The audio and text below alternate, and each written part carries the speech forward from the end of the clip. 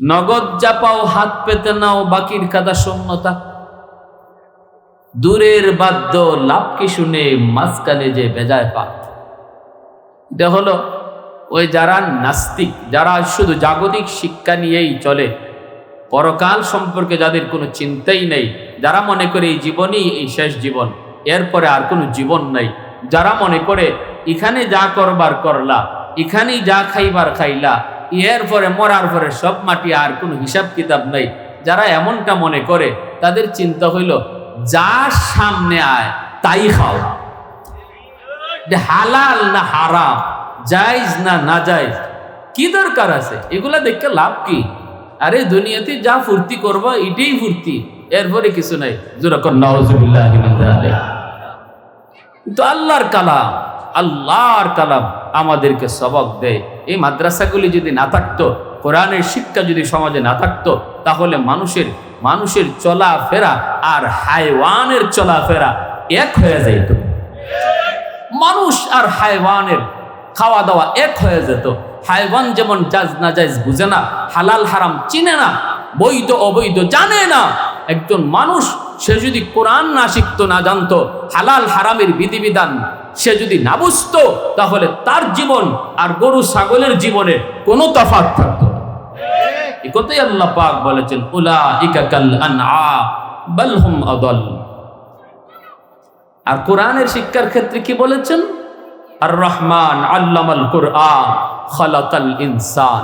আমি আল্লাহ কোরআন শিখাইছি, আর যে কোরআন লইছে, কোরআনের বিধিবিধান মতো চলছে, আল্লাহ বলেন তার নাম আমার তালিকায় মানুষের খাতায় উঠছে। তাহলে আল্লাহর তালিকায় সবাই মানুষ হতে পারে না। আল্লাহর তালিকায় মানুষ শুধু তারাই যারা কোরআন মানে, কোরআন মতো চলে, কোরআনের শিক্ষা মতো চলে, হালাল হারাম বুঝে, জায়েজ নাজায়েজ মান্না চলে। আল্লাহ বলেন এরাই শুধু আমি আল্লাহর কাছে মানুষ। আর যারা এটা মানে না, তোমাদের কাছে দেখতে মানুষ, কিন্তু আমার কাছে মানুষ না। ঠিক কিনা ভাই? অতএব মাদ্রাসা শিক্ষার দরকার আছে না নাই? যদি না থাকতো, মানুষ আর মানুষ থাকতো, যেই হারে যেই পরিমাণে গুনার আয়োজন সমাজে চলছে, যেই অনুপাতে গুনার আয়োজন চলছে, যদি মাদ্রাসা না থাকতো, আল্লাহ আল্লাহ আল্লাহ এই উচ্চারণটা হতো কোথায়? আল্লাহ আল্লাহ নাম মানুষ চিন্ত কোত্থেকে? মাদ্রাসার উদ্যোগেই তো আজকের মাহফিল। ঠিক কি না? জোরে বলেন।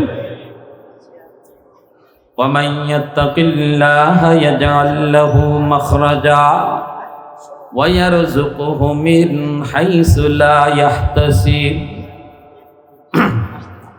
আল্লাহ পাক রব্বুল আলামিন তিনি বলেন, وَمَنْ يَتَّقِ اللَّهَ, যে আল্লাহকে ভয় পায়, যে মানুষটার জীবন এই কথার উপরে চলে, আমার হাঁটা আমার আল্লাহ দেখেন, আমার ঘুমটাও আমার আল্লাহ দেখেন, আমার ব্যবসাটাও আল্লাহ দেখেন, আমার জীবনের প্রতিটা কদম আমার আল্লাহর চোখের সামনে। যেই মানুষটার অন্তরে আল্লাহর ভয়, না না অন্যের মাল চুরি করতে গেলেও দেখে আল্লাহ তাকায় রয়েছে, সাথে সাথে হাত ফিরায় নেয়। ঠিক কিনা? মদের বোতল হাতে নেওয়ার পরে দেখে মালিক তাকায় আছেন, সাথে সাথে হাত থেকে মদ ফালায় দেয়। আল্লাহ পাক রব্বুল আলামিন বলেন, যেই মানুষটা এইভাবে আমি আল্লাহকে ভয় করে চলে, ইয়াজআল লাহু মাখরাজা, তার জীবনের যত সমস্যা আসবে সবগুলি সমস্যা থেকে বের হওয়ার একটা দুইটা পথ নয়, অগণিত পথ আমি আল্লাহ খুলে দিব। সমস্যা মানুষ তোমার আসবে, সমস্যা তোমার সামনে আসবে। দুনিয়ার পথে চলতে যাওয়ার সময় কত সমস্যায় তুমি জর্জরিত হবারে গোলাম, একটা দুইটা নয়, সমস্যা তোমার সামনে আসবেই। মানুষ হিসেবে জন্ম নিয়েছ, সুখ দুঃখ তোমার সামনে আসবেই। দুনিয়ার জীবন, মানুষের জীবন হলো এমন, এই জীবনে মানুষ সুখে দুঃখে বড় হয়, কখনো সুখ কখনো দুঃখ, আবার কখনো দুঃখ, আবার পরেই সুখ। আসেনি না? সুখ দুঃখ নাই, একমাত্র জীবন যে জীবনে খালি সুখ দুঃখ বলতে নাই জান্নাত, আর যে জীবনে খালি দুঃখ সুখের লেশ মাত্র নাই, এ জীবনের নাম জাহান্নামের জীবন। আর দুনিয়া একটি মিশ্রিত জায়গা। এই দুনিয়া নামক জায়গায় ইন্না মাআল উসরি ইউসরা, কখনো তুমি বিপদে পড়বা, কখনো তোমাকে বিপদ থেকে উদ্ধার করবে কে? আরো জোরে বলেন কে? ওয়ামান ইয়াত্তাকিল্লাহা ইয়াজআল লাহু মাখরাজা ওয়া ইয়ারযুকুহু মিন হাইসু লা ইয়াহতাসিব। এজন্য ভাইরা বন্ধুরা, আল্লাহ পাক রব্বুল আলামিন বলে, বান্দা তুমি যদি আমি আল্লাহকে ভয় করে চলো, সর্বহালতে যদি তুমি জানো আমি আল্লাহ তোমাকে দেখতেছি, যেই মানুষটার অন্তরে এই ফিকির থাকবে আল্লাহ আমাকে দেখে, সে মাপে কম দিবে না, মা বাবার সাথে বিয়াদবি করবে না, ব্যবসা বাণিজ্যে মিথ্যা কথা বলবে না, জমির আইল কাটবে না। কেউ যদি নাও দেখে দেখেন আমার আল্লাহ, এই ফিকির যার অন্তরে আছে রে যুবক, সে কোনোদিন মানুষের চোখের আড়ালেও আইল কাটবে না। ঠিক কিনা? জমির আইল কাটা আসেনি না নাই? মাপে কম দেওয়া আসেনি না নাই? মিথ্যা বলা সমাজে আসেনি না নাই? যেই মানুষটা মনে করবে না আমার আল্লাহ আমাকে দেখেন, টেবিলের নিচ দিয়েও সে কখনো ঘুষ নিবে না, টেবিলের নিচ দিয়েও সে কখনো ঘুষ দিবে না। সে মনে করবে কেউ না দেখলেও দেখেন আমার আল্লাহ, রাতের অন্ধকারও ডাব চুরি করবে না, কারণ যুবকের অন্তরে ভয়, কেউ দেখে না রে দোস্ত, তুমি আমাকে নিয়ে গেছো কেউ দেখে না, অন্ধকার কিন্তু দেখেন আমার আল্লাহ। ঠিক কিনা? জুলাইখা ইউসুফ নবীকে বলেছিল, ইউসুফ এমন এক ঘরে তোমাকে প্রবেশ করাইলাম, ভয় নাই ভয় নাই, কেউ দেখবে না কেউ দেখবে না, 7টা তালা ভিতরে ঢুকাইলাম, আন্দরের ভিতরে কেউ নাই, ইউসুফ তুমি ভয় পেও না, না না কেউ দেখে না। কিন্তু আল্লাহর পয়গম্বর ইউসুফ আলাইহিস সালাম বলেছিলেন, জুলাইখা কেউ না দেখলেও দেখেন আমার আল্লাহ। এই কথা বলতেই জুলাইখা তার শোকেসের উপরে সাজানো ছিল একটা মূর্তি, এই মূর্তির মুখটাও কাপড় দিয়ে দেবতার মুখটা ঢেকে ফেলেছে জুলাইখা। আর কই এই যে দেখো, খোদায়ও দেখতো না। নাউজুবিল্লাহ।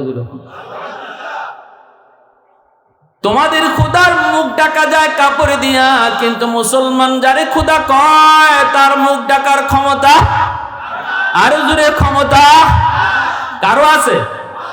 না না না। এই চিন্তাটা মাথার ভিতরে রেখে যে যুবক চলল না, রাতের অন্ধকার জিনা বেবিচারে গেল না। রব্বুল আলামিন কই, তোমার দুনিয়ার জীবনও কখনো কখনো বিপদ আসবে, কখনো কখনো তোমার জীবনে মুসিবত আসবে, এটা দুনিয়ার বৈশিষ্ট্য। বান্দা যদি তুমি ওই রকম মুত্তাকি নিজেরে বানায় ফেলতে পারো, চেয়ারম্যান হয়েছো, কখনো গম চুরি তুমি করো না, কারণ গম চুরির সুযোগ ছিল, এরপরও করো নাই, জনগণ দেখে না, দেখেন কে? মেম্বার হয়ে টিন চুরির সুযোগ ছিল, এমপি হইয়া রাস্তার টাকা মাইরা খাওয়ার সুযোগ ছিল, এরপরও তুমি করো নাই, জনগণের সম্পদ আমি খাইতে পারবো, জনগণ দেখবে না, সরকারও টের পাবে না, প্রশাসনও দেখবে না, কিন্তু তোমার অন্তরে আমি মাওলার ভয় ছিল। আল্লাহ তো দেখতেছেন, আমার খালিক মালিক তিনি তো সব দেখেন।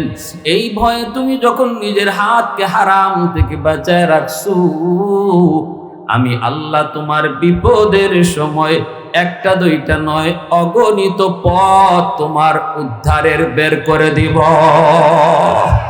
আলহামদুলিমান কদ্দারা খাইরাও ওয়া খাবালা। প্রশংসা করব কার? আওয়াজ আসতে হয়েছে, একটু জোরে বলেন কার? আওয়াজ আরো জোরে, প্রশংসা কার? আলহামদুলিমান কদ্দারা খাইরাও ওয়া খাবালা ওয়া শুকরু লিমান সাওয়ারা হুসনাও ওয়া জামালা ফরদুন সামাদুন আন সিফাতিন খালকি বারিউন রব্বুন আযালিয়ুন খালাকাল খালকা কামালা লা জিদ্দা ওয়ালা নিদ্দা ওয়ালা হাদ্দা লিমাওলা লা জিদ্দা ওয়ালা নিদ্দা ওয়ালা হাদ্দা লিমাওলা আল আনা কামা কানা ওয়ালাম ইয়ালকা যাওয়ালা আল আনা কামা কানা ওয়ালাম ইয়ালকা যাওয়ালা লা মিসলা ওয়ালা সাওয়ারা মিসলাহু ওয়া নাযীরা মান ক্বালা সিওয়া যালিকা ক্বাদ ক্বালা মুহালা মান ক্বালা সিওয়া যালিকা ক্বাদ ক্বালা মুহালা। একটু জোরে সুরে বলেন আল্লাহু আকবার। শয়তান কয় মালিক লক্ষ লক্ষ বছর তোমার সেজদা দিলাম, ও মালিক আজকে জাহান্নাম থেকে তুমি আমাকে বের করে দিয়েছো, বিনিময়ে কি কিছুই পাইবো না। আমার এতগুলি সেজদা, জমিনের ভিতরে এমন কোন জায়গা নাই যেই জায়গায় আমি ইবলিস তোমাকে সেজদা করি নাই। আমার নাম হয়ে গেল সাজ্জাদ। ও মালিক এতগুলি সেজদার বিনিময়ে কি আমি কিছু পাবো না? আল্লাহ বলেন অবশ্যই তুমি বিনিময় পাবে। একবারও যদি আমি আল্লাহকে কেউ সেজদা দেয়, সাজদাতুন খায়রুম মিনাদ দুনিয়া ওয়া মা ফিহা, আসমান জমিনের ভিতরে যত যা কিছু আছে সব কিছু যদি এক পাল্লায় রেখে দেওয়া হয় আর আমার বান্দার একটা সেজদা এক পাল্লায় রাখা হয়, আল্লাহ বলেন সেজদার পাল্লা ভারী হয়ে যায়। অতএব তুমি যে এতগুলি সেজদা দিয়েছো, বিনিময় আমি তোমাকে বিনিময় সারা দিব না, অবশ্যই তুমি বিনিময় পাবা, এর প্রতিদান তুমি পাবা। কি তুমি চাও তুমি বলো, আমি আল্লাহ আজ তুমি যা চাইবা তোমাকে সব দিব, তবে দুইটা জিনিস সারা, দুইটা জিনিস ব্যতীত। এক নাম্বার হলো মাফ। তুমি যদি কও মালিক আমাকে তুমি মাফ করে দাও, আমি তোমাকে মাফ করবো না। দুই নম্বর হলো তুমি যদি আমার কাছে জান্নাত চাও, জান্নাত আমি তোমাকে দিব না। এই দুইটা জিনিস ছাড়া তুমি যা চাইবা তোমাকে তা দিব। এই কথা বলতে ইবলিস কয় তাহলে আমাকে এমন এক হায়াত দাও, পৃথিবীর শেষ মানুষটা পর্যন্ত আমার লম্বা হায়াত তুমি দাও। আল্লাহ পাক রব্বুল আলামিন কয় ইন্নাকা লামিনাল মুনজারিন, তোমার প্রস্তাব গ্রান্টেড, তোমাকে লম্বা হায়াত দেওয়া হলো। ইবলিসকে আল্লাহ জিজ্ঞেস করে, ইবলিস কেন তুমি এত লম্বা হায়াত চেয়েছো? কয় মালিক লম্বা হায়াত দিয়েছো, আর একটা পাওয়ার তুমি আমাকে দাও। আল্লাহ পাক বলে কোন পাওয়ার? কয় পাওয়ার হলো তোমার বান্দা বান্দির রগ রেশায় ঢুকা। আল্লাহ কই দিলাম কেন? কয় যেই মানুষের কারণে আজকে আমি জাহান্নামী হয়েছি, এই মানুষ একজনকেও আমি জান্নাতে যাইতে দিব না, ওদেরকে লইয়া আমি জাহান্নামে যাব। নাউজুবিল্লাহ, জোরে কও। আদমকে সেজদা না দেওয়ার অপরাধেই তো আজকে আমি জাহান্নামী। তো ঠিক আছে, এই বনি আদম কেমনে জান্নাতে যায় আমি ইবলিস দেখব। সুম্মা লাআতিয়ান্নাহুম মিন বাইনি আইদিহিম ওয়া মিন খালফিহিম ওয়া আন শামাইলিহিম। শয়তান কয় তার ডানে বামে সামনে পিছনে আমি ষড়যন্ত্রের জাল বিছায় রাখবো। ষড়যন্ত্রের জাল আমি ডানে বামে সামনে পিছনে বিছায় রাখবো। যাবে তোমার বান্দা বান্দি কোন দিকে? আল্লাহ পাক কয় ইল্লা ইবাদাকা মিনহুমুল মুখলাসিন, কিন্তু তুইও জেনে রাখ আমার যে বান্দার অন্তরে ইখলাস থাকবে, আমার যে বান্দা মুখলেস হবে, তার কোনো ক্ষতি তুই করতে পারবি না, কোনো অসওয়াসাই কোনো কাম হবে না। ইখলাস কাকে বলে রে ভাই? নবী বলেন ইন্নাকা লান তারা। আল্লাহ নবী বলেন ইখলাস বলা হয় তুমি এমন ভাবে ইবাদত করো, এমন ভাবে ইবাদত করো যেন আল্লাহ তোমাকে দেখেন। ফাইল্লাম তাকুন তারা ফাইন্নাহু ইয়ারাক, যদি তুমি আল্লাহকে না দেখো আল্লাহ আমাকে দেখেন। এই চিন্তা নিয়ে যেই মানুষটা চলে, নবী বলেন তার ভিতরে ইখলাস আছে, আর শয়তান তারে হাজার ষড়যন্ত্র করেও ক্ষতি করতে পারবে না। আল্লাহ আমাকে দেখেন, আল্লাহ আমাকে দেখেন, আল্লাহ আমাকে দেখেন। এই মনের ভিতরে, যার ভিতরে ইচ্ছা থাকবে, যার দিলের ভিতরে এই ধরনের ইয়াকিন থাকবে, চলার পথের গতি যার এমন হয়, মায়ার নবী দয়ার নবী বলেন তার নাম হলো মুখলিস। আল্লাহ বলেন সে ইবলিসের ষড়যন্ত্র থেকে বেঁচে গেল। ভাইরে, এ ভাই, একটা ঘটনা বলি, আল্লাহ আমাকে দেখেন, এই চিন্তা দিলের ভিতরে থাকলে মানুষ কত পরিবর্তন হয়। এই চিন্তা যদি দিলের ভিতরে আমি জাগ্রত করতে পারি, রে আল্লাহর গোলাম, আমার দ্বারা কখনো মানুষের আড়ালেও অন্যায় হবে। প্রসিদ্ধ মুহাদ্দিস আব্দুল্লাহ ইবনে মুবারক রাহমাতুল্লাহি আলাইহি, এত বড় মুহাদ্দিস, 6 মাস হাদিস পড়ান, 6 মাস তিনি জিহাদে কাটান। আব্দুল্লাহ ইবনে মুবারক রাহমাতুল্লাহি আলাইহি, বাবার নাম ছিল মুবারক করিম। ওই মুবারক করিম তিনি অনেক বড় আল্লাহওয়ালা, অনেক বড় বুজুর্গ, কিন্তু তিনি ছিলেন একটা বাগানের মালিক। বাগানের মালিক না, কিন্তু মালিকের পক্ষ থেকে একটা বাগানের মালিক ছিলেন, একটা বাগানের ম্যানেজার ছিলেন, ম্যানেজার। এই বাগানটা তিনি পাহারাদারি করতেন, তার কাছে জিম্মাদারি দিয়ে রাখছেন মালিকে। আর মালিকে মাঝে মাঝে বিভিন্ন বাগান পরিদর্শন করতে যায়। কথাগুলি বুঝেননি? মনোযোগ আছে সবার আছে ইনশাআল্লাহ? এ বাবা বসো। মুবারক করিম একটা বাগানের ম্যানেজার, মালিক বিভিন্ন বাগান বিভিন্ন সময় পরিদর্শন করতে যায়। দীর্ঘদিন পর মালিক মুবারক করিমের বাগানে গেল, যে মুবারক করিমকে ডাক দিয়া বলতেছে, মুবারক, তোমার বাগান থেকে একটা আনার আমাকে খাওয়াও। মুবারক করিম আব্দুল্লাহ ইবনে মুবারক রাহমাতুল্লাহি আলাইহির বাবা, তিনি যে বাগান থেকে একটা গাছ, আনার গাছ থেকে তিনি 2টা আনার পেড়ে আনলেন, আইনা মালিকের হাতে বুঝাই দিলেন। মালিক আনার কাটা মুখে নিয়ে আর খেতে পারলো না। এত তিতা, এত তিতা, এত তিতা, মুখ থেকে ফালা দেয়। এইবার মালিক জিজ্ঞেস করে, মুবারক, এতদিন পরে তোমার বাগানে আসলাম, চাইলাম আমি 2টা আনার, কিন্তু তুমি আমাকে দিলা তিতা তিতা তিতা। তুমি কি আমাকে মিষ্টি আনার দিতে পারলা না? মুবারক করিম বলতেছি, মালিক, খোদার কসম আমি জানি না এই গাছের আনার যে তিতা, এটা আমি জানি না। আল্লাহু আকবার। মালিক কই, মুবারক তুমি কও কি? আজকে 20 বছর আমার বাগানের মালিক, আমার বাগানের ম্যানেজার, 20 বছরের ভিতরে কোন গাছের ফল মিষ্টি, কোন গাছের ফল তিতা, কোন গাছের ফল টক, এটাও তুমি বুঝলা না। কি কও তুমি? আমারে কি বুঝাইতে চাও? এই কথা বলতে মুবারক করিম বলতেছে, উস্তাদ জি, খোদার কসম আমি কোনো ফলে হাত দেই না, তাই বলে যে আমার ইচ্ছা হয় না তা না। বড় লোকের মানুষেরা যখন আইসা তারা টাকা দিয়া ফলমূল কিনে খায়, তাদের খাওয়ার দৃশ্য দেখে আমারও খাইতে মন চায়, কিন্তু যখনই আমি কোনো ফল গাছে হাত লাগাই, তখনই দেখি আমার আসমানের মালিক আমার হাতের দিকে তাকায় রইছি।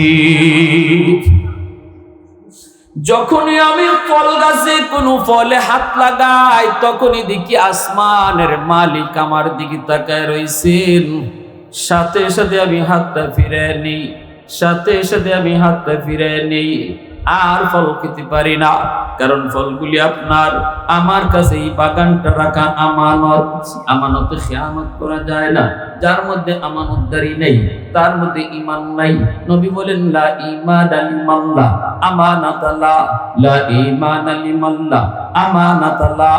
যার ভিতরে আমানতদারি নেই, তার ঈমান নাই।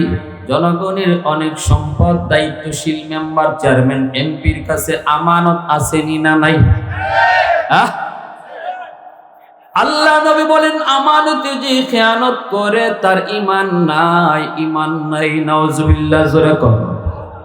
ঈমান নাই, ঈমান নাই। আমানতদারি যে রক্ষা করে কিয়ামতের ময়দানে আল্লাহ বিশেষ পুরস্কারে তাদেরকে পুরস্কৃত করবে। কিন্তু যদি আমানতে খেয়ানত করে, নবী বলেন মরবার সময় তার বেঈমান হয়ে মরবার সম্ভাবনা বেশি থাকে। গম চুরি করার অভ্যাস যার বেশি থাকবে, বেঈমান হয়ে মরবার সম্ভাবনা তার বেশি থাকবে। তিন চুরি করার অভ্যাস যার থাকবে, বেঈমান হয়ে মরবার অভ্যাস তার থাকবে। রাস্তা টাকা মাইরা খাওয়ার অভ্যাস যার থাকবে, বেঈমান হয়ে মরবার সম্ভাবনা তার বেশি থাকবে। আমি মৌলবীর কথা নাকি নবীর কথা? আরে হুজুর বলেন কার? মায়ার নবী বলেছেন, মায়ার নবী। এজন্য ভাই মনে রাখবা, দায়িত্ব বহুত বড়, আল্লাহর পক্ষ থেকে নিয়ামত। দায়িত্ব বহুত বড় নিয়ামত, আল্লাহ সবাইকে দেয় না।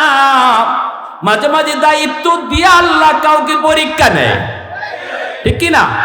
আমানতদারি রক্ষা হয় কি হয় না? সম্পদ দিয়ে আল্লাহ ধনীদেরকে পরীক্ষা নেয়, দায়িত্ব দিয়ে আল্লাহ এমপির পরীক্ষা নেয়। এমনি ভাবে মাঝে মাঝে গরিবরে আল্লাহ পাক বিপদে ফেলে ও বিপদে পরীক্ষা নেয়। আমরা সবাই দুনিয়া নামক এই পরীক্ষার হলে পরীক্ষায় আছি। সবাই পরীক্ষার হলে, ধনীও পরীক্ষা দেয়, গরিবও পরীক্ষা দেয়, মেম্বারও পরীক্ষা দেয়, জনগণও পরীক্ষা দেয়। কিন্তু এক একজনের প্রশ্ন এক এক রকম, ঠিক কিনা? গরিবের প্রশ্ন হলো সবর করে কি করে না, সবর করে কি করে না, বিপদের সময় সে সবর করে কি করে না। ধনীর উপরে পরীক্ষা হলো ধন সম্পদের হক আদায় করে কি করে না। দায়িত্বশীল মেম্বার চেয়ারম্যানের উপরে পরীক্ষা হলো আমানতদারি রক্ষা করে কি করে না, ঠিক কিনা ভাই? ভাইয়েরা, বন্ধুরা, মুবারক করিম তিনি বলেন, উস্তাদজি খোদার কসম, মন যে চায় না এমন না, এমন না, এমন না। আমারও মন চায়, আমারও গুনাহ করতে মন চায়। এর যুবক, তোমারও মাঝে মাঝে গুনাহ করতে মন চায়।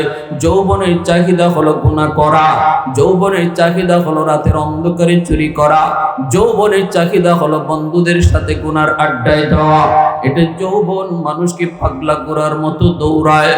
কিন্তু মালিক ডাক দিয়া বলেন, যুবক রে, ওই যৌবনের পাগলামি যদি তুমি না করো, তুমি যদি পাগলা গোলার লাগাম টেনে ধরো, যৌবনে যদি তোমাকে মসজিদে পাওয়া যায়, যৌবনে যদি আল্লাহর ভয় অন্তরে নিয়ে চলা শিখে যাও, যৌবনে যদি দাওয়াতে তাবলীগের সময় লাগাও, যৌবনে যদি মাথায় টুপি পাওয়া যায়, যৌবনে যদি তোমার মুখে দাড়ি দেখা যায়, যৌবনে যদি মুরব্বীদের শ্রদ্ধা করতে পাওয়া যায়, যৌবনে যদি বাপ মার সেবা করতে দেখা যায়, রব্বুল আলামিন তিনি বলেন, ইল্লাল্লাযীনা আমানু ওয়া আমিলুস সালিহাত ফালাহুম আজরুন গায়রু মামনুন। তুমি যখন বৃদ্ধ হবা, আমি আল্লাহ যৌবনের সব আমল বৃদ্ধ বয়সে ঘরে বসায় বসায় আমল নামায় দান করব।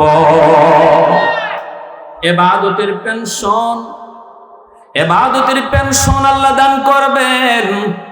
যেই যুবককে যৌবনে মসজিদে পাওয়া যাবে, যেই যুবককে যৌবনে ভালো কাজে দেখা যাবে, কোরআন তেলাওয়াতে পাওয়া যাবে, যেই যুবককে মুরব্বীদের সেবা করতে দেখা যাবে, শ্রদ্ধা করতে দেখা যাবে, ওই যুবক বৃদ্ধ বয়সে যখন মসজিদে যেতে পারবে না, তার কোমরে ব্যথা, হাঁটুতে ব্যথা, টক টক টক টক করে করে বান্দা মসজিদে আওয়ার চেষ্টা করে কিন্তু পারে না, মাথা ঘোরায়, ঘরের মধ্যেই নামাজ আদায় করে নেয়, মসজিদের দিকে তাকায় তাকায় চোখের পানি ধরায়।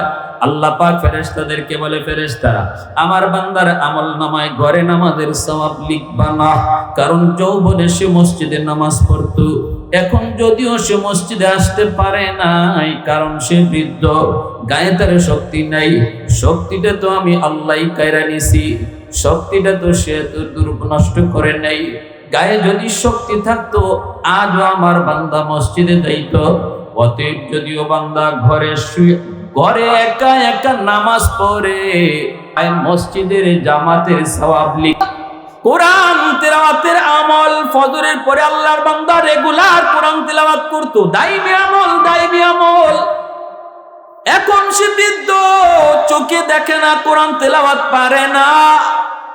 আল্লাহ পাক ফেরেশতাদেরকে বলে, সূরাতুত তিনের তাফসীর খুলে দেখেন, আল্লাহ পাক রব্বুল আলামিন বলেন, ইল্লাল্লাযীনা আমানু ওয়া আমিলুস সালিহাত ফালাহুম আজরুন গায়রু মামনুন।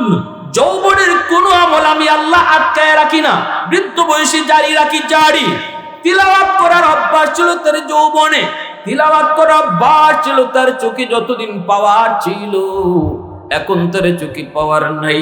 রব্বুল আলামিন ফেরেশতাদেরকে বলেন, ফেরেশতারা আমার বান্দা যদিও এখন তিলাওয়াত করতে পারে না, তবুও তার আমলনামায় কোরআন তেলাওয়াতের সওয়াব লিখে দাও। এ যুবক, হাতে ধরি বলি, পায়ে ধরি বলি, রে যুবক, এই যৌবনটা আল্লাহর কাছে কত দামি, তোমারে আল্লাহ কত মায়া করে, কত মায়া করে। একজন বৃদ্ধ মানুষের সেজদা আর একজন যুবকের সেজদা এক হতে পারে না, ঠিক কিনা? লা ওয়ারআ কাল কাফি। মায়ার নবী বলেন, যে মানুষটার সুযোগ ছিল অন্যায় করার, এরপরও করে না আল্লাহর ভয়ে, তোমরা মনে রাখবা সে তোমাদের মধ্যে আল্লাহর ওলি হয়ে গেছে। যে যুবকের শক্তি ছিল মসজিদে না আইয়া বন্ধুদের সাথে গুনার আয়োজনে যাওয়ার, যাত্রার প্যান্ডেলে যাওয়ার, ওয়াজের মাহফিলে না আইসা গানের আসর তৈরি করার ক্ষমতা ছিল, পাওয়ার ছিল, শক্তিও ছিল, এরপরও করে না, এরপরও করে না। কয় না, আমার আল্লাহকে আমি ভয় পাই, আমার জীবনের প্রতিটা কাজের হিসাব আমার আল্লাহর সামনে আমাকে দিতে হবে, এই ভয়ে যুবক অন্যায় করে না। ওই যুবকের সেজদা আর যে বৃদ্ধ মানুষটা চাইলেও যাত্রার প্যান্ডেলে যাইতে পারবে না, চাইলেও সে গুনার আয়োজন করতে পারবে না, কারণ তার গায়ে শক্তি নাই, তার এরকম এনার্জি নাই, তার এরকম জনবলই নাই। এই দুইজনের সেজদা সমান না। নবী বলেন, ওই যুবক যৌবনে আল্লাহর ভয় রাইখা সে মসজিদমুখী হওয়ার কারণে যৌবনেই সে আল্লাহর ওলির তালিকায় নাম লিখে। সুবহান। এজন্যই গায়ের শক্তিটা আল্লাহর কাছে এত বড় নিয়ামত, গায়ের শক্তিটার এত দাম। আমার ভাইয়েরা, বন্ধুরা, যুবক মুবারক করিম তিনি বলেন, উস্তাদজি, ও মালিক, বিশ্বাস করো, বিশ্বাস করো, আমি কিন্তু এখনো পর্যন্ত কোন আনার মিঠা, কোনটা তিতা, কোনটা টক এখনো জানি না, কারণ আমি আজও পর্যন্ত মুখে নেই নাই, কারণ এই সবগুলি হলো তোমার পক্ষ থেকে আমার কাছে আমানত। আমাদের সমাজের চেয়ারম্যান মেম্বার যদি মুবারক করিম হয়ে যাইতো, তাহলে তো দেশ কত ভালো হয়ে যাইত। কি কন, সব যদি মুবারক করিম হয়ে যাইত, কিন্তু আমাদের দেশের মুবারক করিমরা আনার একটা দুইটা খায় না, খাইলে গাছ সহ খাইলে।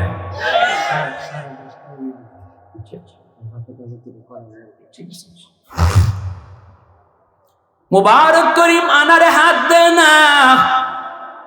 আমাদের দেশের দায়িত্বশীলরাও আনার খায় না। কি কর, আনার খায় না। যদি ভাই আল্লাহর গোলাম এইভাবে যদি চলতো, সকলে সমাজ সুন্দর হয়ে যাইত। এইদিকে মালিক, মালিক এই কথা শোনার পরই মালিকের চোখ থেকে দর দর করে পানি পড়ে। মালিক কান্দে আর বলতেছে, রে মুবারক, কি শুনাইলে রে, কি শুনাইলে?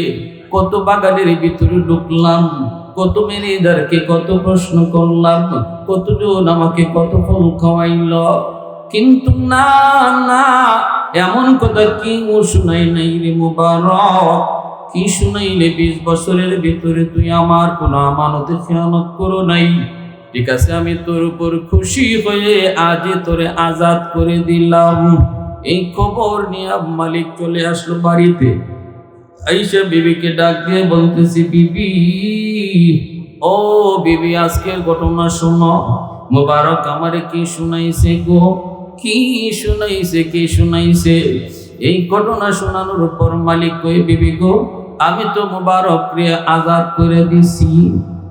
বলা মাত্রই বিবি কান্না শুরু করে দেয়। আর বিবি বলতেছে, মালিক, ও আমার স্বামী, তুমি ভুল করে ফেলেছো, ভুল করে ফেলেছো। কারণ তুমি জানো না গো, তুমি তো জানো না, তারে আজাদ করে দিলে পরে সে তো তোমার বাগান ছেড়ে চলে যাবে। আর তো তুমি তরে পাবা না। কিন্তু আমার মন বলে, আমার মন বলে এই মোবারকের ইখলাস আর খোদার ভয় তোমার পুরা ব্যবসার পাহারাদারি করছে। তোমার গোটা ব্যবসাটার পাহারাদার ছিল মোবারকের তাকওয়া। রাতের অন্ধকার নিজের জন্য শুধু আল্লাহর কাছে কাঁদে নাই, সে তোমার জন্য, তোমার ব্যবসার জন্য সে আল্লাহর কাছে রাতের অন্ধকারে কান্নাকাটি করছে। গো স্বামী, না গো স্বামী, তুমি ভুল করে ফেলেছো। এই মুবারককে বিদায় দিলে তোমার ব্যবসায় ধস নামবে। অল্প দিনের ব্যবধানে তোমার ব্যবসায় লস খাইবা। এতদিন পর্যন্ত তুমি যে ব্যবসায় লাভ করেছো, আমার মন বলে মুবারকের তাকওয়া আর পরহেজগারির কারণে। মহিলাদের বুদ্ধি শুদ্ধি আসেনি না নাই? এজন্য আল্লাহ নবী বলছে, মাঝে মাঝে ঘরের বিবির সাথে পরামর্শ কইরো। যে কোনো কাজ করতে ম্যাডামের সাথে পরামর্শ কইরো। আর যদিও তুমি মনে করো বুদ্ধি শুদ্ধি নাই, কিন্তু মাঝে মাঝে দুই একটা পরামর্শ দিতে পারে যেটা তোমার মাথায় ছিল না। আপনারা দেখুন কথা বলুন, নাকি আপনাদের ঘরের ম্যাডাম একবারে নেড়াটা? কিছু বুদ্ধি শুদ্ধি আসেনি না নাই? না থাকলে দেশ চালায় কেমনে? পুরুষে চালায়। মহিলাদের বুদ্ধি শুদ্ধি আসেনি না নাই? আরে নিয়ে আছে।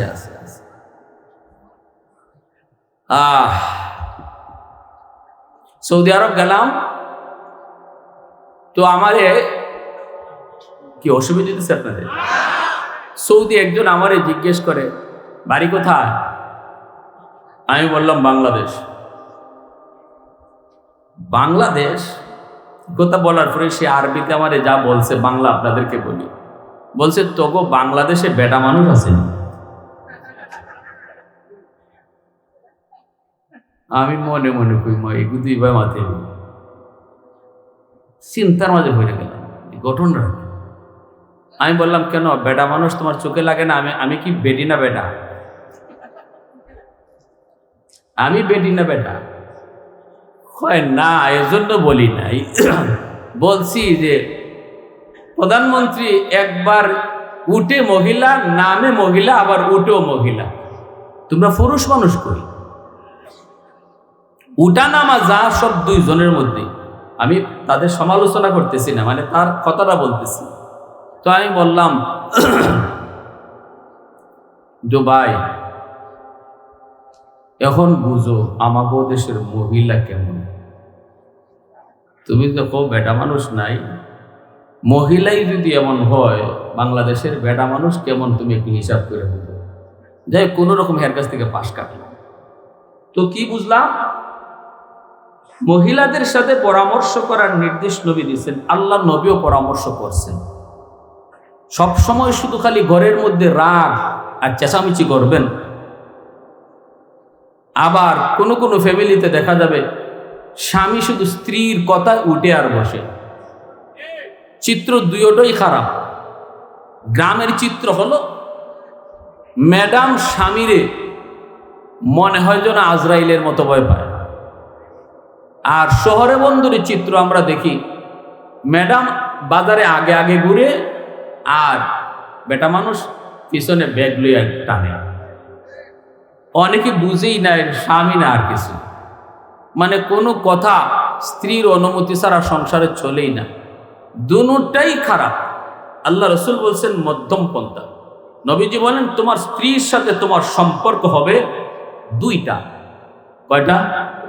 জোরে বলেন, ভালো করে শুনলেন। স্বামী স্ত্রীর মধ্যে সম্পর্ক কয়টা? এক হলো নবী বলেন তুমি মনে রাখবা সে তোমার মাহবুবা, সে তোমার প্রেমিকা। স্ত্রীরে নবী প্রেমিকা বলছে, তাহলে বোঝা গেল প্রেম বিয়ার আগে না পরে?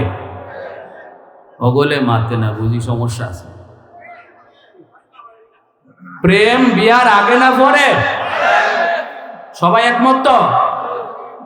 এটা আল্লাহ নবীর কথা, সাবধান, একটু বুঝে কয়ে। নবীজি বলছেন 1 নাম্বার স্ত্রীর সাথে তোমার সম্পর্ক হলো সে তোমার মাহবুবা, বাংলায় হলো প্রেমিকা।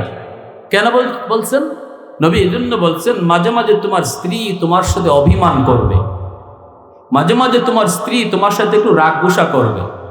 প্রেমিকা যেমন প্রেমিকের সাথে অভিমান করলে, রাগ গুসা করলে সে মারে না, হাত তুলে না, বরং আদর করেই গুসা ভাঙায়, ঠিক কিনা জোরে কর। তারে আরেকটু মহব্বত কইরা নরম ভাষায় মিষ্টি মিষ্টি কথা, কিছু পাম পট্টি দিয়া, কিছু আসেনি না নাই, কিছু পাম পট্টি দিয়া, সবই তো পাম পট্টি, সবই তো পাম পট্টি। যতগুলা গান প্রেমের গান বানাইছে দেখবেন একটারও কোনো বাস্তবতা নাই। 1 মিনিট না দেখলে বলে হে মইরা যায়। গানের মধ্যে আছে না এমন কলি, কয়টা মরছে না দেখে, 1 মিনিট না দেখে, হ্যাঁ, সব খালি পাম আর পাম, বাতাস আর বাতাস। তো এইভাবে আল্লাহ নবী বলেন এটা বিয়ার আগে না, বিয়ার পরে। স্ত্রী যদি মাঝে মাঝে রাগ করে গোসা করে, তো তুমি ওই রকম কিছু বাতাস দিও, কিছু পাম পুম দিও, দিয়া তার খুশি, তার রাগটা ভাঙ্গাও। কারণ তোমার সাথে তার সম্পর্ক হলো তুমি তার প্রেমিক আর সে তোমার প্রেমিকা, ঠিক আছে? আরেকটা সম্পর্ক রয়ে গেছে। এখন যদি এটা কই নবী বাদ দিয়ে দিতেন, তাহলে প্রেমিকা যেমন মাথা তুলটা লাফায়, এইভাবে লাফাইতো। নবী আবার নামাইছেন। দ্বিতীয় সম্পর্কটা নবী বলেন তোমার সাথে তার সম্পর্ক হলো তুমি হলে হাকিম আর সে হলো মাহকুম। তুমি হলে হাবিব, সে তোমার মাহবুবা। আরেকটা সম্পর্ক হলো তুমি হাকিম আর সে তোমার মাহকুমা, মানে সে অধীনস্থ, তুমি তার অধীনস্থ না, বরং সে তোমার অধীনস্থ। অতএব সবসময় মনে রাখবা তার কথায় তুমি চলবা না, বরং তোমার কথা তারে চালানোর চেষ্টা করবা। বুঝে আসছে ভাই? হ্যাঁ। আর আমরা প্রত্যেকে ঢাকা শহরের এরা শুধু একটা লই আছে, হাবিব আর মাহবুবা, প্রেমিকা আর স্ত্রী আমার প্রেমিকা। অতএব যা কইব আমি তা খালি শুনবো, উনি আগে আগে হাঁটবো, আমি পিছে পিছে দৌড়াইবো। দ্বিতীয় সম্পর্কের খবর নেই। আর গ্রামে আছে দ্বিতীয় সম্পর্ক, হাকিম আর মাহকুমা। যখন ওর কি থেকে হাওয়ার থেকে আসে স্বামী, হাতে যেমন লাঠি থাকে, এই লাঠি নিয়ে ঘরে ঢুকে যদি একটু পানি দিতে দেরি হয় অথবা রান্না একটু দেরি হইতেছে, তখন গরু ফিটাইছে যেটা দিয়া ঈদে দিয়ে ওই বিসমিল্লাহ তারা শুরু করে দেয়। আসেনি না নাই? হ্যাঁ, একটা ছোট্ট একটা মজাক কর্ম ঘটনা বলবো, একটা কিচ্ছার মতো আর বলবো। এই দুইটা কত বিপজ্জনক দেখেন। যদিও ঘটনাটা আমি বলতেছি এটা আমাদের জন্য শিক্ষণীয়, যে আসলে আমরা কিভাবে এতেদাল করব, ফ্যামিলিগত বিষয়টাকে আমরা কিভাবে মেনটেন করব, স্বামী স্ত্রীর মধ্যে কি সম্পর্ক নিয়ে আমরা চলবো, দুটোটাই দরকার। এক স্বামী স্ত্রীর কথায় খালি চলে, স্ত্রীর এত ভয় পায়, স্ত্রী যা কয় তা। এখন সে বাজার থেকে মাছ নিয়ে এসে 800 টাকা, 800 টাকার মাছ আনার পর বাড়িতে আনে, আর মনে মনে ভাবে বাড়িতে যাওয়ার পরে যদি মাছ দাম জিজ্ঞেস করে, তাহলে যদি বলি 800, তাহলেই তো ঘরে তুফান শুরু হয়ে যাবে, ঝড় তুফান, টর্নেডো। কইব হাই হাই এত টাকা পাইলা কই, হ্যাঁ তুমি এত দাম দিয়া মাছ আনতে তোমারে কে কইছে, কত কথা কয়, যা আছে কপালে। জিগানো মাত্রই কয় মাছের দাম 500, মাছের দাম। এটারও একটা অনুমতি আছে শরীয়তে। যদি আপনি কোনো জিনিসের দাম বেশি বললে মনে করেন যে ঘরে আগুন লাগবার সম্ভাবনা আছে বা ঝগড়া হওয়ার সম্ভাবনা আছে, তখন শরীয়ত বলে স্ত্রীরে বুঝ দেওয়ার জন্য দামের ক্ষেত্রে একটু মিশা কথা হওয়া জায়েজ। এটা কোনো মাইক বন্ধ করে বলে ভালো আছে নাকি? দিলাম তো ফেস লাগাই। এখন তো আপনারা গরগে কইলেও বিশ্বাস করতো না, তবু হুজুর হি খাই দিছি। আপনি যদি বুঝেন শাড়ির দাম 1000 টাকা কইলে ঘরে তুফান শুরু হইব, সে বলবে যে তোমার প্যান্ট শার্ট কিলো তুমি 2000 টাকা দিয়া, 3000 টাকা দিয়া, আর আমার শাড়ি লই এসে 800 আর 1000 দিয়া, তোমার শাড়ি তুমিই পরো। যদি এমন কয় তাহলে ঘরে যাইয়েই বলবা শাড়ির নাম 2000। বুঝলি না? 3 জায়গায় মিথ্যা কথা বলা যায়, এর মধ্যে এটা একটা, বাকিটা কইলাম না। আর এই জন্য বেচারা মাছের দাম 800 কয় 500, ঘর ঠান্ডা রাখার জন্য, পরিবেশ ঠান্ডা রাখার জন্য। এই বইলে গেছি গে জুম্মায়, নামাজ পড়ে আইসা দেখে অর্ধেক মাছ নাই। জিজ্ঞেস করে মাছ কোথায়, কয় পাশের বাড়ির ভাবি আসছিল, ভাবি আইসা কয়, তোমাদের ভাই আজকে এত মাছ নিয়ে আইলো, এত সুন্দর মাছ, হাই হাই দাম কত? কয় দাম তো ভালো দিয়ে আনছে 500 টাকা। কয় ভাবি আজকে আমাদের ঘরে মাছই নেই, তোমার ভাইয়ে বুঝলেই গেছে, ভাবি একটু অর্ধেক মাছ দিয়া দাও না, অত মাছ একদিনে খায়া কি করবা, অর্ধেকটা দিয়া দাও, তোমার আমি 250 দিয়া দিই। কয় ঠিক আছে, আমারও এত মাছ লাগে না, তুমি 250 দিয়া বাকি অর্ধেকটা লইয়া দাও। 250 টাকা দিয়ে অর্ধেক মাছ দিয়ে দিছে। এই কথা যখন স্বামীরে শোনায়, স্বামী কয় হায় রে আমার কপাল, হায় রে আমার কপাল। কয় কি হয়েছে? কয় কি হয়েছে আর কইও না, তুমি তো দিলা আমারে 250 লস কইরা। কয় কি?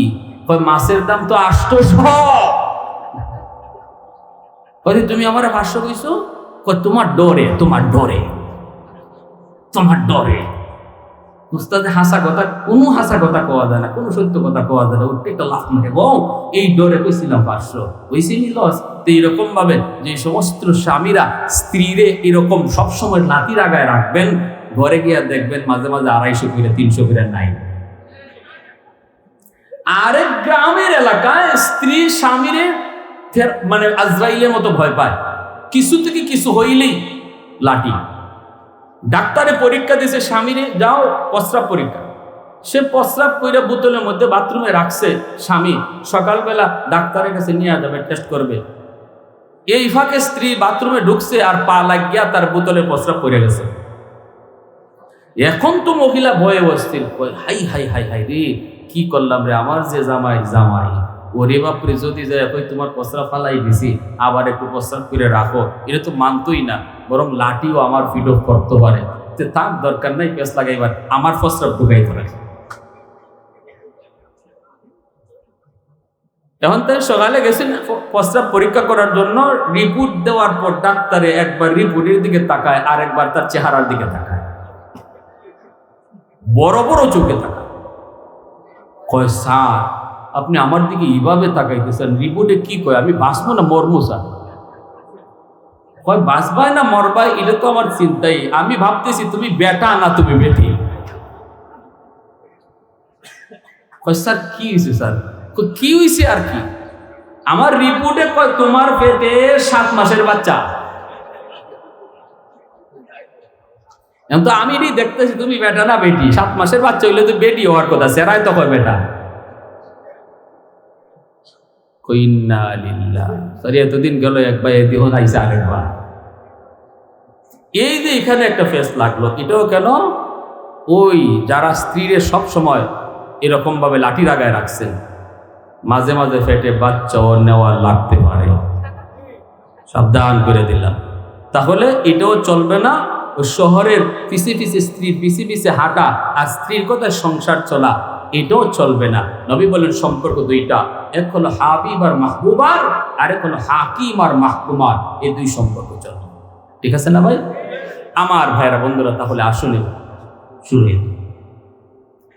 তো এই কথা বলতেই মোবারক করিমের এই হালতটা যখন মালিক তার স্ত্রীরে শোনাইছে, স্ত্রী বলতেছে স্বামী আমার মন বলে তুমি দ্রুত যায় মোবারক করিমের থামাও, যদি সে চলে যায় তাহলে তোমার ব্যবসা লাটে উঠবে। ওগো স্বামী যদি বাঁচতে চাও তাহলে মোবারক করিমরে আটকাও এবং সমস্ত বাগানের চিফ ম্যানেজার তারে বানায় দাও। মালিক দৌড়ায় এসে কই মোবারক স্বাধীন করে দিয়েছি, যে যাওয়ার জন্য নয় বাবা, আজ থেকে তুমি শুধু এক বাগানের ম্যানেজার নও, আজকে থেকে তুমি হলে চিফ ম্যানেজার, সমস্ত বাগানের ম্যানেজার হলে তুমি। মোটা অঙ্কের বেতন ধার্য করলো।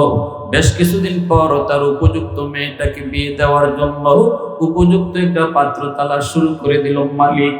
মোবারক করিম জিজ্ঞেস করে, মোবারক আমার মেয়েটা উপযুক্ত হয়েছে, বলো তো কেমন পাত্র লাগবে? মোবারক করিম তিনি তো নবীর খাঁটি ওয়ারিস, তিনি তো আল্লাহওয়ালা, তিনি কয় নবী তো বলেছেন তুনকাহুল মারআতু লিআরবাইন লিহাসাবিহা ওয়া লিজামালিহা ওয়া লিমালিহা ওয়া লিদীনিহা ফাজফার বিযাতিদ্দীন। মায়ার নবী বলেন মানুষ 4টা জিনিস দেখে বিয়ে করে, এক হলো বংশ দেখে বিয়ে করে, আরেকটা হলো সৌন্দর্য দেখে বিয়ে করে, আরেকটা হলো মাল দেখে বিয়ে করে, আবার কেউ কেউ দিনদারি দেখে বিয়ে করে। ফাজবার বিজাতিদ্দিন, নবী বলেন তোমরা দিনদারিকে প্রাধান্য দাও, দিনদারিটাকে তোমরা বেশি প্রাধান্য দাও। খালি মাল দৌলত দেখে বিয়ে করতো খ্রিস্টানেরা, ইহুদিরা মাল দৌলত দেখে বিয়ে করে, সুন্দর খালি সুন্দর দেখে বিয়ে করে খ্রিস্টানরা, খালি বংশ গৌরব দেখে বিয়ে করে আরবের মক্কার কাফির কুফাররা, আর দিনদারি দেখে বিয়ে করে মুসলমান ইমানদাররা। ভাইয়েরা বন্ধুরা, মুবারক করিম কয় দিনদারি দেখে একটা ছেলে বের করেন, যেই ছেলে হবে নামাজি, যেই ছেলে হবে মা ভক্ত বাবা ভক্ত, এমন একজন দিনদার ছেলে দেখে মেয়েকে বিয়ে দেন। 1 বছর পার হয়ে যায়, মালিক জিজ্ঞেস করে মুবারক তুমি কোন ছেলে পাইছো নি রে? নবীর হাদিস মোতাবেক ছেলে পাইছো নি? মুবারক করিম কয় আমি পাই নাই।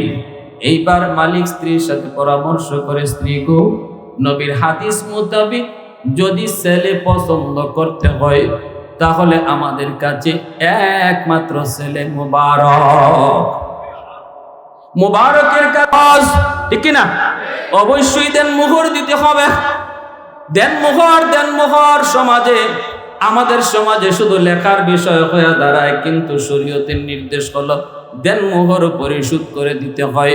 যদি কোনো স্বামী স্ত্রীর দেন মোহর পরিশোধ না করার পর সে মারা যায়, কিয়ামতের ময়দানে তার পরম করম মায়ার এই স্ত্রী হাসরের ময়দানে আল্লাহর আদালতে মামলা দিবে, তার হক নষ্ট করার মামলা দিবে। আর সেদিন তার জীবনের সব নেকি স্ত্রীর দিয়াও জান্নাতে যাওয়া সম্ভব হবে না। ঠিক কিনা ভাই? তাহলে ইনি বলতেছে আমার দেন মোহর দেওয়া সম্ভব না। মালিক কয় কে দেন মোহরের চিন্তা করো তুমি, আমার সব সম্পদ তোমার নামে লিখে দিয়ে দিলাম। তাহলে শরীয়তে ছেলে যদি পাত্র যদি দেন মোহর দেওয়ার ক্ষমতা না থাকে, তাহলে এর বিধান আল্লাহ জানাইছেন। এর বিধান আল্লাহ জানাইছেন, হ্যাঁ, যে তুমি একটা ব্যবস্থা করো। ছেলের জন্য যদি দেন মোহর দেওয়ার ব্যবস্থা না থাকে, আল্লাহ এর বিধান জানাইছেন, তুমি সাহায্য চাও। কিন্তু আমাদের সমাজে দেখি উল্টা, আমাদের সমাজে যত মানুষ মসজিদে দাঁড়ায় সাহায্য চায় সব হলো মেয়ের বাপ। ঠিক না? আল্লাহ কিছু ছেলের বাপে যদি ছেলেরে বিয়া করানোর সময় মোহর দেওয়ার ক্ষমতা না থাকে, তাহলে সে মানুষের কাছে সাহায্য চাইতো, অথবা তার বিকল্প ব্যবস্থা করত, অথবা বাদী বিয়ে করত। কিন্তু আমরা দেখি আজকে মেয়ের বাপে সাহায্য চায়, যেখানে মেয়ের বিয়া দেওয়ার ব্যাপারে কোরআনে কোনো খরচের কথাই উল্লেখ করা হয় নাই, এমনকি বরযাত্রীরা পর্যন্ত শরীয়তে জায়েজ নাই। ঠিক কিনা? এটা আওয়াজ আসতে হইব, এটা আমি জানি না, যতই কোন এটা আওয়াজ আসতে হইব। 500-600 লোক লিয়ে বরযাত্রী যাইবেন, কত ইচ্ছা মনের, হুজুর এটা আবার কি ওয়াজ শুরু করলো, বরযাত্রী যাও দেব না। শরীয়তে কয় শুধু ছেলে খাওয়াইব তার বাড়িতে, যার নাম যেটার নাম হলো অলিমা, বিয়ার পরের দিন। মোবারক করিমের বাপ কয় বাবা কে দেন মোহরের চিন্তা করো, আমার সমস্ত বাগান তোমারে দিয়ে দিলাম। আল্লাহু আকবার, জোরে বলেন। আল্লাহ পাক বলেন তুমি যদি আল্লাহকে ভয় করো, ভয় যদি তুমি করো, তাহলে দেখো তোমার বিপদ থেকে উদ্ধার করার মালিকও হবেন আল্লাহ, আর তোমার জন্য অজানা জায়গা থেকে রিজিকের ব্যবস্থা করবেন কে? আর একটু জোরে বলেন কে? মুবারক করিম কি জানতো তার যে সে গরিব থেকে মানে জিরো থেকে হিরো হবে, এটা কি তার কোনো জানা ছিল? কিন্তু তার অন্তরে দৌলত ছিল তাকওয়া, খুদাবিতি। ঠিক কিনা? এই খুদাবিতির কারণে আল্লাহ মুহূর্তের ভিতরে জিরো থেকে তার হিরো বানায়া দিলেন, জিরো থেকে হিরো বানায়া দিলেন। আল্লাহ সম্পদশালী করে দিলেন, সুন্দরী স্ত্রী তারা দিয়ে দিলেন। আল্লাহ পাক রব্বুল আলামিন বলে বান্দা এই কথার উপরে ইয়াকিন করো, ইয়াকিন করো। তুমিও যদি আমি আল্লাহকে ভয় করে চলো, যেখানেই থাকো, যে অবস্থায় থাকো, জবাবদিহিতার জিন্দেগি যদি তুমি সামনে রাখো, যে আমার জীবনের প্রতিটা কাজের হিসাব আল্লাহর সামনে একদিন দিতে হবে, এই চিন্তা নিয়ে যদি তুমি চলো, তাহলে তোমার জীবনে যত মুসিবত আসবে, সমস্যা আসবে, আসতে পারে, সমাধান করব আমি আল্লাহ, আর রিজিকের ব্যবস্থাও করব এমন জায়গা থেকে যার কল্পনাও তোমার ছিল না। সুবহানাল্লাহ, জোরে বলো। এই মাদ্রাসা আমাদেরকে ওই জীবনের শিক্ষা দেয়, জবাবদিহিতার জীবন শিখায় যে না, এই দুনিয়ার পরেই শেষ, না তা না, মরলেই শেষ তা না, মরার পরে আমার একটা জীবন রয়েছে, যেই জীবনটা হলো জবাবদিহিতার জিন্দিগি।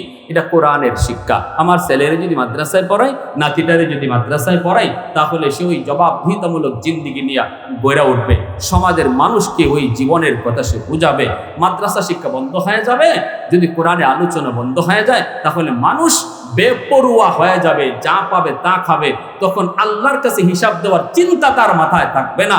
তার জীবনের মাঝে আর গরু, ছাগল, হাঁস, মুরগি এর মধ্যে কোনো তফাৎ থাকবে না। তাহলে মাদ্রাসা শিক্ষার দরকার আসেনি না? কোরআনের শিক্ষা কারা কারা চাই? একটু হাত তুলে আল্লাহকে দেখায়। আল্লাহ তুমি কবুল করো, জোরে বলি আমিন। আমিন, আরো জোরে বলি আমিন। আমার ভাইয়েরা, বন্ধুরা, আকাশের অবস্থা বেশি ভালো না। এরপরে প্রধান অতিথিও আমাদের চলে আসবেন অল্প সময়ের ভিতরে। ভাইয়েরা, বন্ধুরা, কওমি মাদ্রাসা সরকারের কোনো সাহায্যে চলে না, চলে এলাকার মানুষের সহযোগিতায়। ঠিক না? হ্যাঁ, দারুল দেওবন্দ প্রতিষ্ঠাই হয়েছে এই উসুলের উপরে যে কওমি মাদ্রাসা শুধু আল্লাহর উপরে ভরসা করবে, আর এর সহযোগী হবে জনগণ, এলাকাবাসী। হাসরের ময়দানে একজন মানুষকে দেখেই একজন হাফিজে কোরআন দাঁড়ায় যাবে, তবে আল্লাহ আমি জান্নাতে পরে যাব, লোকটারে চিনি লাগে। আল্লাহ বলবেন কেমনে চিনো? আল্লাহ চিনে ফেলছি, এই লোকটা আমি যে মাদ্রাসায় পড়ে হাফেজ হয়েছি, এই মাদ্রাসায় একদিন নিজের মাথায় করে এক বস্তা চাউল নিয়ে এসেছিল। ও আল্লাহ, ওই লোকটারে চিনে ফেলছি যে আমার মাদ্রাসায় 1000 টাকা দিছিল। নবী বলেন দেওয়ার সময় সে এই লোকটারে দেখে নাই, কিন্তু আল্লাহ হাসরের মাঠে চিনাইয়া দিবে। সুবহানাল্লাহ। যতজন লোক মাদ্রাসার সহযোগী হবে, প্রত্যেকটা লোককে ওই মাদ্রাসার তালেবে ইলম, যাদেরকে আল্লাহ পাক হাসরের ময়দানে ভিআইপি আসনে বসায়া ভিআইপি মেহমান বানায় জান্নাতে নেবে, তারা প্রত্যেকটা সহযোগিতাকারীরে চিনে কি আল্লাহ সে তো আমার সহযোগীকারী ছিল, যদি সে সহযোগিতা না করত আমি বসার জায়গা পেতাম না। আল্লাহ সে যদি সহযোগিতা না করত আমার খানার ব্যবস্থা হইতো না। আল্লাহ ওই ব্যবস্থাগুলি পাওয়ার কারণে আমি তোমার কালামকে আমার সিনায় নিতে পারছি। মালিক, আমি তারে ছাড়া জান্নাতেই যাবো না। যেরকম সুবহানাল্লাহ, আল্লাহ আমি তারে ছাড়া জান্নাতেই যাবো না। রব্বুল আলামিনের কাছে সুপারিশের মাধ্যমে ওই সমস্ত সহযোগী মানুষকে সে সুপারিশ করে আল্লাহর তৈরি জান্নাতে নিয়ে যাবে। এই সহযোগী সংগঠনে, সহযোগী দলে, সাহায্যকারী দলে আমরা কারা কারা থাকবা? নিয়ত আছে? একটু হাত উঠে আপনারা দেখান। দুই হাত। আল্লাহ আমাদের প্রত্যেকের দুটো হাতকে তুমি কবুল করো। আল্লাহ যার যত সাধ্য আছে সাধ্য মোতাবেক তোমার ওই নবীর বাগানে একজন সহযোগীদের তালিকায় নাম লেখাইবার তৌফিক দান করো।